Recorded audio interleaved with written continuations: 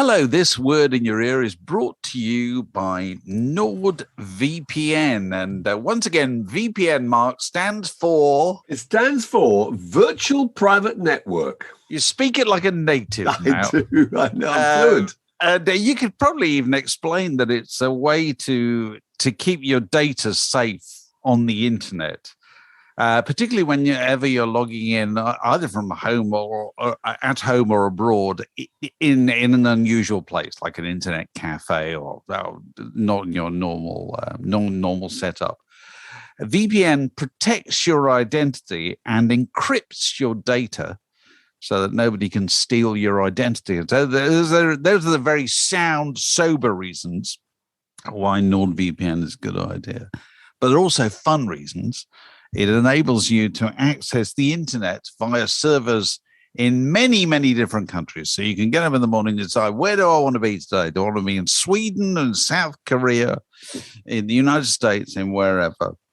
And this means you can often sidestep the traditional region restrictions, which means you can only watch certain movies and certain TV programs in certain countries. So you can probably get around that in many cases and have lots of interesting listening and viewing experiences that you wouldn't be able to do if you were just tethered purely to the UK. And so I've been increasing. What have you been watching? I've been in all sorts of things. I tell you what, it struck me. I tell you what struck me recently. There's so many kind of crime dramas out there, aren't there? On stream crime dramas. Yeah. There are just 1,000,001 of them nowadays.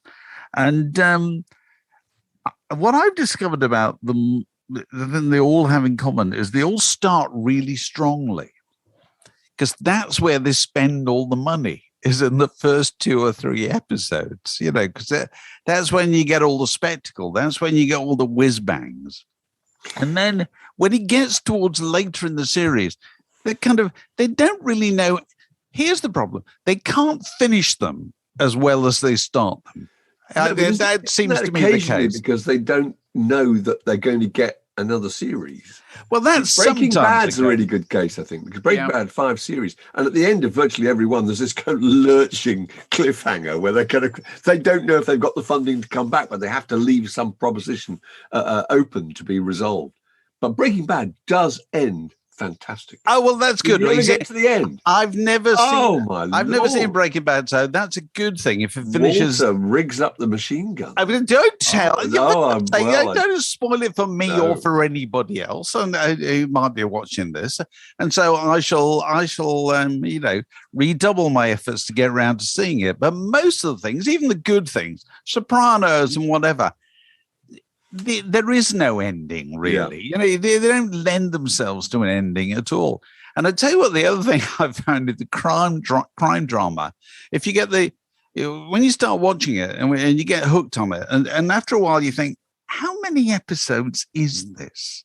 And so you then look and you think, all right, there's 10. Okay, at what point are they going to reveal who did it? It's going to be in episode 9, isn't it? You know what I mean? And then number 10 is going to be tying up the loose ends, So it's a slightly unsatisfactory viewing experience, I find, that kind of thing. But listen, if people have got recommendations of other things that finish as strongly as they start, we'd love to hear about them. Anyway, it's early days, but you can take advantage of a deal where you can try NordVPN by going to nordvpn.com/ here's the important thing, /your ear, or just use the code your ear to get a huge discount off your NordVPN plan, and also 1 additional month for free and a bonus gift. And it's no risk because there's a 30-day money back guarantee, and further details are in the show notes underneath this.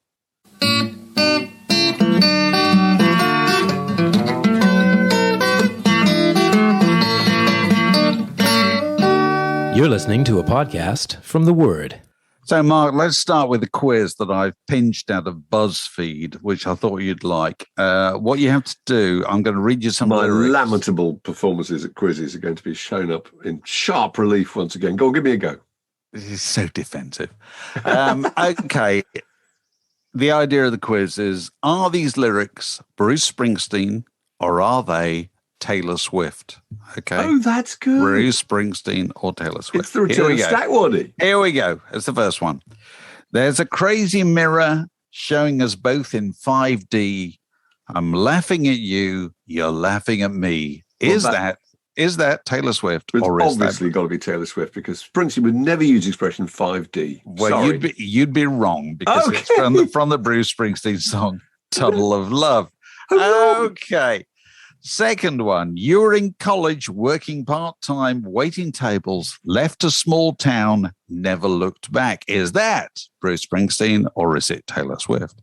Well, that could be either, couldn't it? That's very plausible each way. I'm saying Springsteen. You'd be wrong because it's Taylor Swift. Okay. It's like a penalty shootout, 2 misses. Yes, I'll just throw you one more. I held you on my arms as the band plays. What are those words whispered, baby, just as you turn away? Is that Taylor Swift or is it Bruce Springsteen? Springsteen. Yes, it is. It's Bruce Springsteen. It's from Brilliant Disguise. Okay, well, the rest That's of it's good. There. That's good. I like that. The rest of it's there. So anyway, I have in my hand, and I'm tempted to recharge it, my old iPod, because the iPod I hear is being finally knocked on the head. Is that right? It is no longer being manufactured. The end of an era. I tried to find mine. I've got 2 and I couldn't find much. I've got all my mobile phones. God knows why I kept them. They're extraordinary. But no, so you found it and does it still work? I found it and I'm currently attempting to charge it. I was amazed it responded at all. This is a 40 gigabyte one. So I think it's really quite a late one. And I'm still got it connected because I daren't disconnect it because I think it'll lose its charge. But, you know, if I go into the music there, it's got playlists and because it's intriguing, you know, what the playlists I had there that I made. Oh, Louis Armstrong playlist. I got a Decembrist, playlist. The Hazards of Love. Is that Decembrist? Oh, yeah, it is. I've got to think of Frontin, which is a big kind of hip hop thing. I don't even know when was the day when this all happened.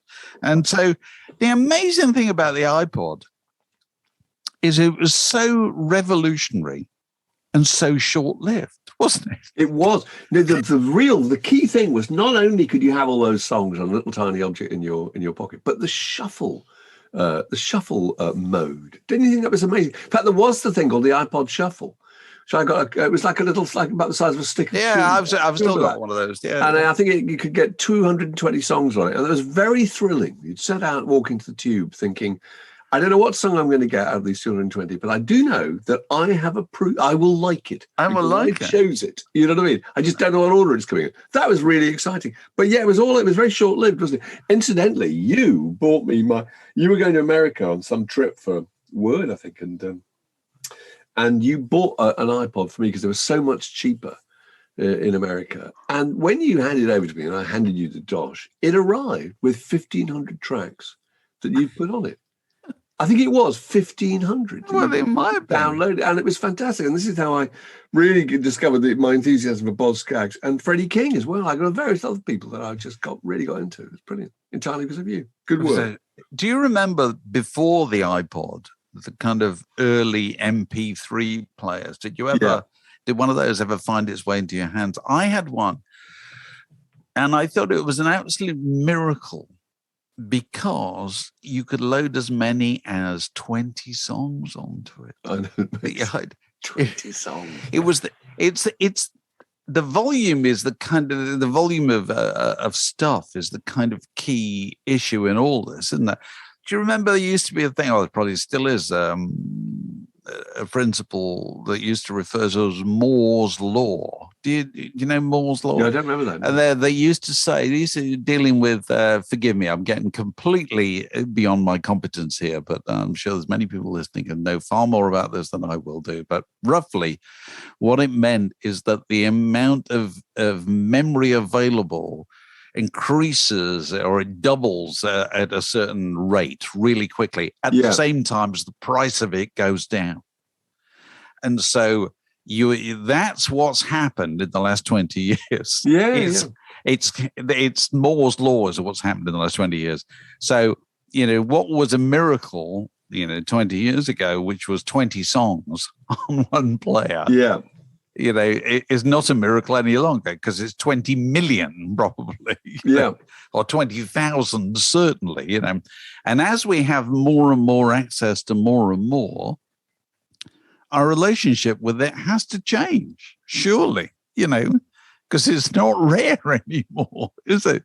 And so people became, the thing about the iPod is it surely massively reduced people's patience with music. Completely. It had to, because you listen to music the way you increasingly watch everything and read everything, which is what your thumb hovering over the button. Completely. And the moment you think you're bored, the you second can zap through it, or you can just go on to the next one. I find that as terrible whenever you find something on YouTube and you think, I just want to get to the part of the song that I like the most, which is an appallingly disrespectful thing to do. Well, except that's increasingly how records are made. They're made in exactly the same way. Knowing they have to engage your attention absolutely. Completely. They've got to ram stuff in there. But it's just extraordinary, They were such a revolution, weren't they? And yet now we're digging them out of dusty old drawers and trying to get them working. Yeah, it's absolutely extraordinary. Do you think there'll be a market in? I mean, I don't know, because there's no. We were talking about this the other day. There's no moving parts. It's not like there's something about a cassette where you can kind of see it whirring round, and it seems to be a piece of machinery. Whereas that, I don't know. Do you think? I don't money think in so. 10 years' time? Well, I probably might be, I suppose, but there's no great delight in looking at the thing or listening to the way the wheel clicks as you go around and choose your favorites.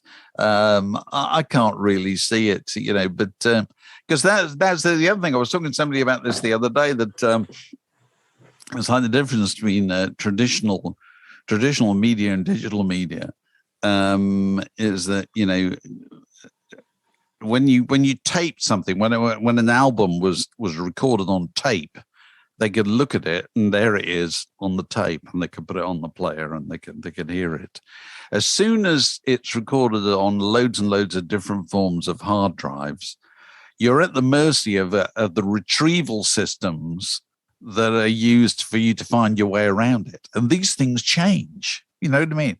And so going and trying to get an old version of Windows working or something is probably a lot harder than going into a drawer and digging out the paper, that was once the records that were subsequently digitized. So it's not going to be straightforward in the future, whether these things will continue to have any use in our lives. But so I remember when it was invented, I remember the Word magazine running a series of pieces about this has totally changed our relationship with music, which it had actually. It was on the cover of Word, wasn't it? It was. Because it was the biggest story. There's a picture of B.B. King, I think, with Well, no, that was a later one. No, we had a cover. There was a cover of Word that was it was a blue cover with a load of iPods. That's right, it was.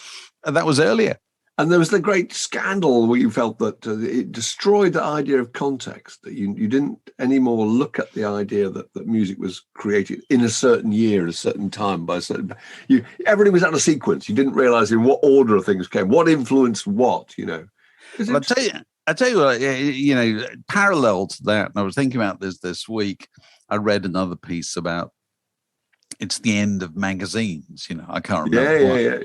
I can't remember what triggered this particular piece, and I wouldn't wildly disagree with that point. Although there are still odd little pockets where titles continue to do very well, Private Eye and Spectator and whatever. But boy, they're a tiny minority. Well, Anna Wintour's memoir was what reminded me of that, because there she is writing about the glory days of being in the office. But kind of in the office, as regards magazines, is not necessarily the thing anymore, is it? And that was the heart and soul of it. Oh, God, yeah. It was just people being in an office and just riffing off each other and just kind of coming up with a whole new language and writing headlines together. It was also the noise. Yeah. Because you and I are old enough to remember working in magazine offices where they used to have things called typewriters. And typewriters made a row all the time. Sound. And you could tell whether somebody was working or not because you could hear them work. Yeah. If they weren't typing, they were looking out the window. They weren't sending an email to somebody. And the other thing is that every transaction had to be conducted on the telephone. Yeah. And so if it was conducted on the telephone, everybody in the office would hear it. Could hear. I would hear one side of it. So phone calls became a huge performance, didn't they? Yeah, you were playing to a gallery. And I can remember slightly before this, my first experience of any kind of music business environment was somebody said to me, "Oh, you can go and spend the day in the Island Records sales office." This would be about 1974 or something like this. And so I went down to Island Records when they were in St. Peter's Square in Hammersmith. And they were all crowded in there, and there was a little recording studio out the back that Steve Lillywhite ran, and, there would be Bob Marley in reception, and, all that kind of thing. And the sales officer was down in the basement, and it was a round table. And I think there were 5 or 6 people around this table who just spent the entire live-long day on the telephone. Yeah. Just talking bollocks. selling, and bantering, and the energy of these people was just absolutely remarkable. Yeah. And I just thought, this is so exciting.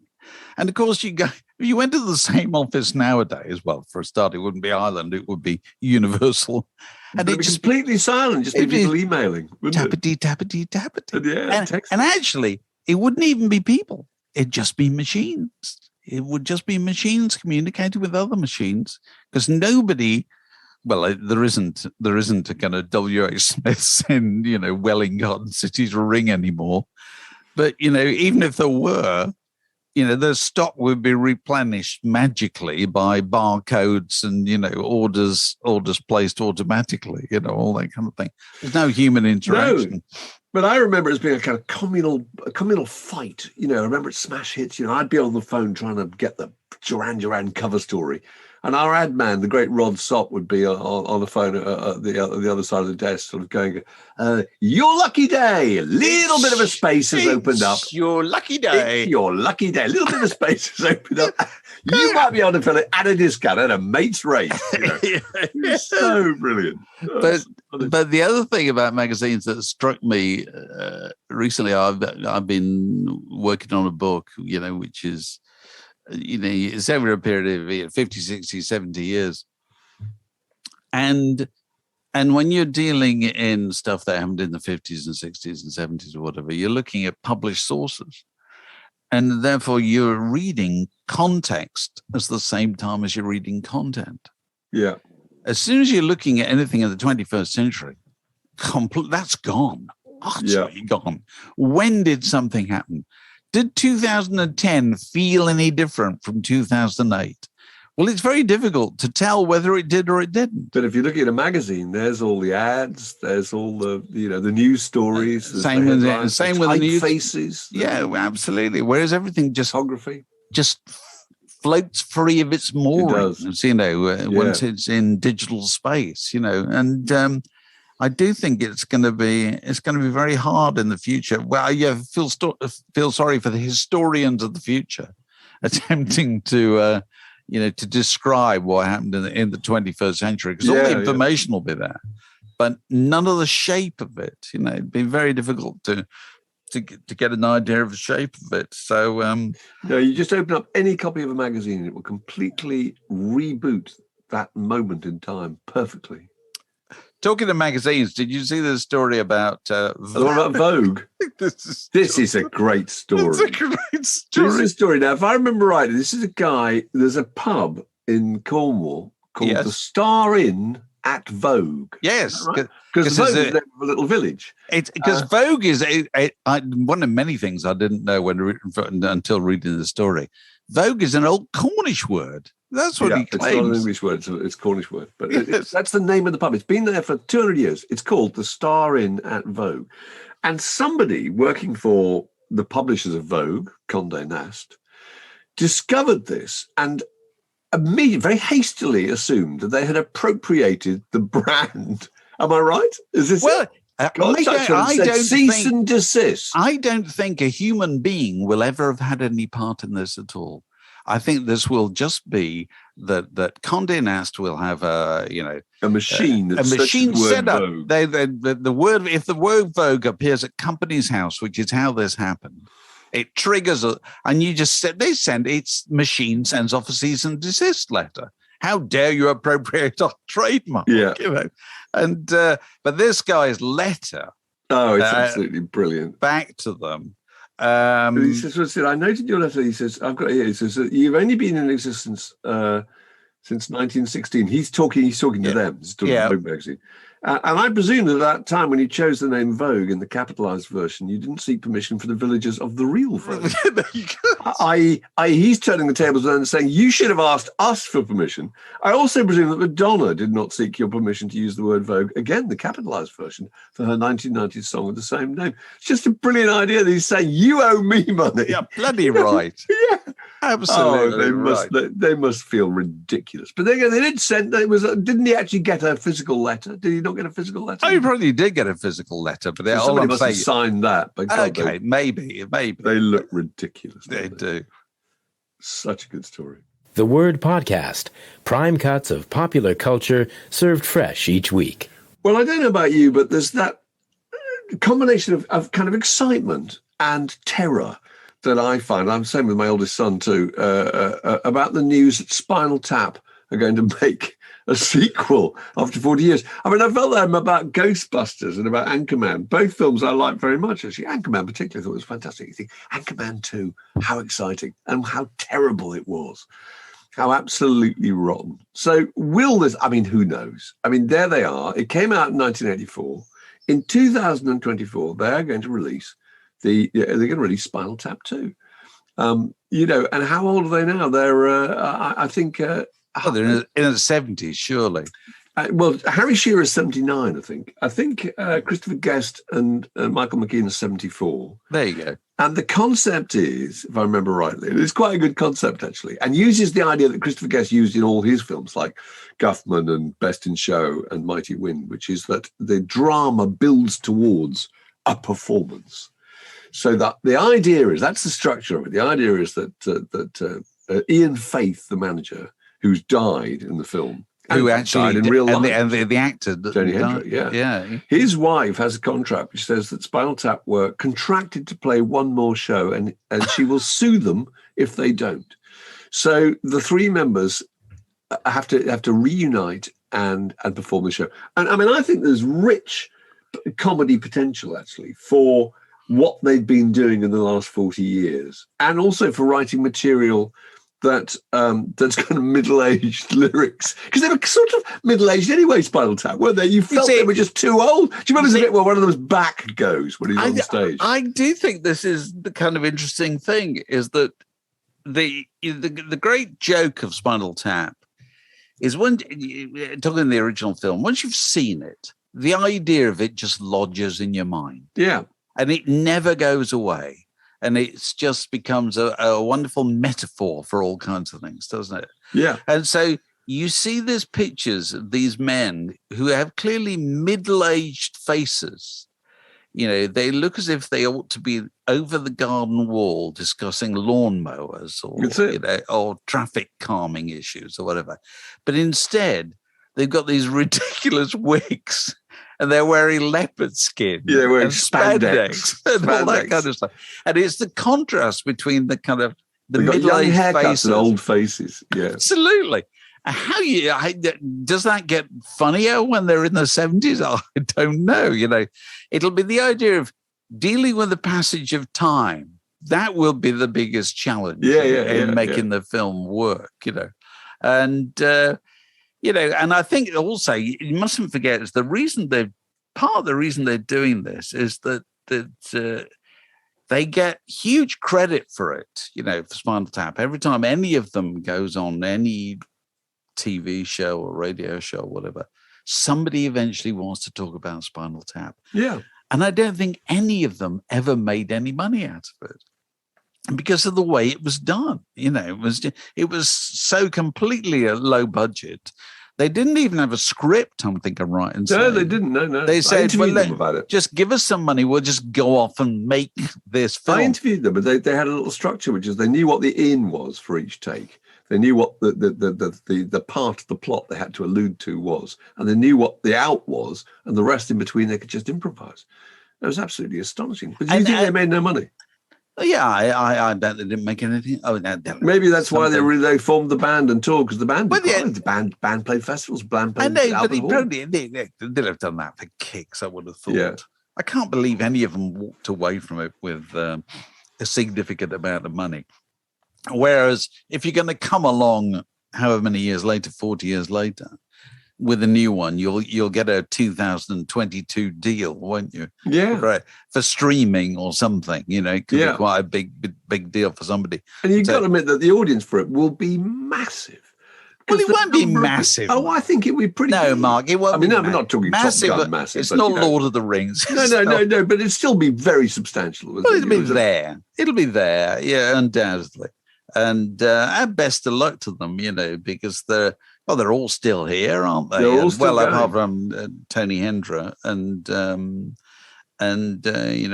Rob Reiner and so forth, and they're still terribly funny and terribly talented people. Best of luck to them in doing it. Now, talking of things that took place in the past, is it 50 years ago? This week, Exile, since the release of the Rolling Stone. Yeah, I hold in my hand my copy of Exile on Main Street that I bought 50 years ago. There it is. We've got the CD here. Oh, right, okay. And I remember it coming out. And here's the interesting thing about Exile on Main Street. I always felt it got really kind of lukewarm reviews, because it didn't seem to really have any songs on it. And it's interesting, looking back at the story of the Rolling Stones making it, they recorded it mostly in 1971 in Nellcôte, in the basement. And the complaint all the way through it was, why the hell don't you write some songs? Ian Stewart said, why don't you write some songs? Stop doing, they're kind of riffs, aren't they, really? They're riffs. Yeah. And I think it was only knocked into shape when they took it to Los Angeles and did the mix and put the female singers on it there and all that kind of stuff. But God, it has some moments though. Rip this joint, isn't that wonderful? I still think the greatest moment of Exile on Main Street is still the opening of Tumbling Dice. Yeah, which is that slurred guitar sound that nobody else can do, and they couldn't do it any longer after they'd done it once. That's a is it the last sound. Great Stones record? Well, it's one that the people it always intrigues me. Is whenever people want to praise the Rolling Stones record ever since, they've always said it's their best since Exile on Main Street. They always say that, and with varying degrees of justification. I'll tell you what I think it is. I don't think it's the best Rolling Stones album, but I think it's the most fashionable Rolling Stones album. It's the most Vogue-ish Rolling Stones album. It's for the people who like Rolling Stones Mark II. I.e., i.e. not the itchy little pop group of the 60s. They like the kind of whole mythology. Well, that's right. And all that sort of stuff. And Exile on Main Street does that brilliantly well. And do you know one of the reasons it does it? And I'm going to get out my copy here and just pull out the inner bags. It's because of these pictures. Your pictures are fantastic, aren't they? The pictures of them with green light. But I think that's the image of the Stones that's still precise. Because there's sort of three versions. There's the very early modish, kind of modish, kind of thin ties, button-down shirts, kind of mid-60s Stones. There's the kind of psychedelic adventurers, which I think was very unconvincing, particularly Bill and Charlie, who never looked right in kind of satin raiment. Do I have to wear this? Do I have to wear this? Yeah. And then there's the Exile on Main Street. There was that kind of sluttish, slovenly kind of but wealthy. That was the key. The key thing was also about Nellcôte, and it's really funny we should say this about Nellcôte, because somebody this week sent us a book about Nellcôte. A fantastic book. A Norwegian guy called Geir Horns. Yes, amazing book. It's an extraordinary piece of work. We'll try and publish a link to it. You'll find out about it, because it's a history of the whole house. It obviously includes the Rolling Stones period there, but it has a rich and extraordinary history. But the point about Nellcôte is that's fixed in our mind, isn't it? That these kind of urchins were living in wealth and splendor. You know what I mean? Yeah. So it's a combination of, we don't care, we might as well be in a squat, but oh, look, we're in a fabulous house on the French Riviera. Right. And yet we've kind of, we haven't had a shower for weeks. And we've got bare feet. Yes. You can almost, there's something fragrant about those pictures. There's something that just kind of the scent of unwashed bodies. I think, it's so 70s, isn't it? But that's the image of the Stones that still prevails. That's how you see them, really.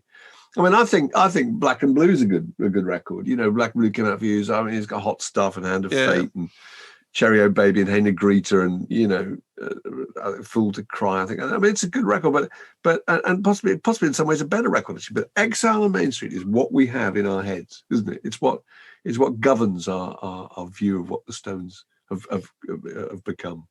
This is a junction in the word podcast. It separates that bit from this next bit. I was just watching an interview with the Black Keys on Joe Rogan, and they've got a new record out. And they're talking about many years ago, he said, well, when we were destitute, I think when they were first making records, but they hadn't broken through. He said, we were destitute. We probably had, $200 in the bank. That's all we had. And we got an offer for one of our tracks to be used in a commercial.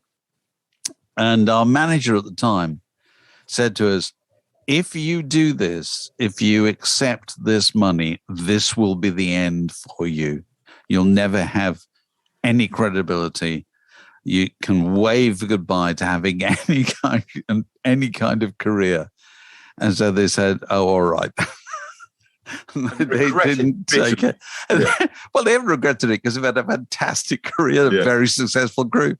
But, but they say they're looking back on it. It says, does anybody care? And I think it's perfectly fair. It's a really, really good point, because people used to be the Stones did a Rice Krispies advert.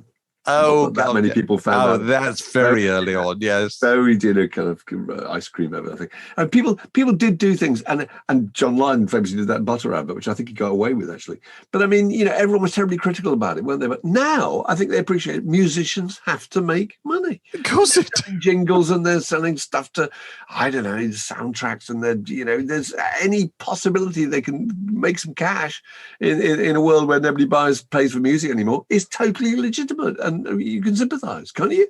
Oh, absolutely. Feist and the Ting Tings are two really good examples of groups who were doing, I don't think we're doing all right, but, it was the Apple ads that absolutely made their careers. The fact that they used their songs on ads for, I think for iPods, actually, that made them really. Yeah. So Bob Dylan also, is generally regarded as the person who's above all this kind of thing. He quite happily Victoria's Secret. Victoria's Secret. I know. Oh, dear. What's so funny about Victoria's Secrets is if you're going to do an ad, then to do Victoria's Secrets is probably the most kind of opposite to your brand values. Absolutely. It's kind of offensive actually to a lot of people as you could possibly imagine. But he just thought, I'll do it, Yes, it's just so funny. He just likes the idea of being associated with scantily clad young women. Yeah. That's basically Yeah. Yeah, that's Bob. He just he takes the perverse route in, in every situation. Me on his last broadcast, the one he did during lockdown, which was shot in a little kind of supposedly in a kind of bordello in LA, wasn't it? And the audience were just fabulous looking girls wearing very little and kind of dancing and actors dressed up as kind of 1920s hoods. No, God bless him. And also his archive's just opened, isn't it? His archive is opened. Where is it opened? Tulsa, Oklahoma. Tulsa. Yeah. It's a very Bob Dylan place, isn't it? Tulsa. Yeah. Tulsa. That's kind of the middle of nowhere, isn't it? Yeah, really? yeah, I've never been to Tulsa. What's happened? He's thrown all his possessions towards somebody to organize them into an archive. Yeah, I mean, it's interesting because he's kept everything, which is, which so many people must be so regretful that they haven't. But he's somehow just squirreled away, like Paul McCartney. Paul McCartney's a massive warehouse, hasn't he? Yeah. You've been round and seen the kind of sort of Sergeant Pepper suit that he's still got, But, there are 6,000 items. And it's interesting, really, because, I had a look at it this morning and it talks about, the essays, poems, liner notes, correspondence. There's a fantastic handwritten manuscript version, early version of Chimes of Freedom, written on, have you seen it, on a kind of Waldorf Astoria hotel. Oh, really? With cigarette burns and stains. I mean, it's just exactly the crossings out and the adjustments to the lyric. Those kind of things are fantastic. But I'm not sure really, kind of essays and philosophical musings, do they work in museums? I don't know what you want to see in a museum. Yeah. I mean, it's like the idea that you can listen to unreleased tracks and things. That doesn't seem to be why I would want to go to a museum. I wouldn't mind doing that at home, clicking on something on my computer. But what you really want to see is objects. In Dylan's case, I don't know what those objects would be. I mean, whether they're guitars, obviously, they're. I think stage clothes are really interesting. Yeah. If I thought I could go and see the original Sgt. Pepper suits, I would be quite excited by that, actually. I don't know why, because they're physical things that they're there in a glass case. And what's the first thing that would strike you whenever you're looking at the costume of a famous rock star? What's the first? It's smaller than you imagine. Tiny. It's tiny. Like seeing Henry VIII's suit of armour, which is about 4 foot high and 4 foot wide, actually. They were all tiny, and they were young and they were thin. Yeah. At the time that they wore them, I was reading this piece by in the New York Times about the Dylan archive, and there's an interview with Sean Willants, who's a guy we've actually had on the podcast many years ago. The American academic has written extensively about American history and about Bob Dylan. A really good book called Dylan in America, I think it is. And he says, they say, do you think Dylan will be interested in this? He said, no, I don't think I will be. But I don't care that he isn't. It's sort of not to do with him anymore. Yeah. And I thought that's a really fair point, this is, that you don't control people's interest in this sort of stuff. You've kind of got a responsibility to make it available. But again, going back to our earlier discussion, the reason McCartney and Bob Dylan have got all this stuff is they did most of that stuff in the days of print and paper. Yeah, so there is something pen and ink. There's something to have. What are people doing? Keeping records of text messages? I mean, I don't know. But also, in both their cases, it wouldn't necessarily have been them. Some astute person like Neil Aspinall in McCartney's case would have thought, let's just collect everything we possibly can because it's going to have some kind of value. Yeah, and right they were. Yeah. So we're coming up to Paul McCartney's 80th birthday on June the 18th. And if you haven't already done so, make sure you get your tickets to come along to Word in the Park at Opera Home Park on that day, Saturday afternoon, when we'll be there with Danny Baker, with Julia Rayside, with Andy Miller and with Jeff Lloyd and with more to come. And with one more very significant guest to announce. And so make sure you get your tickets. A splendid time is guaranteed for all. The sun is going to shine. There will be fruity drinks. There will be old friends. You'll kick yourself if you miss it. This podcast was brought to you by The Word.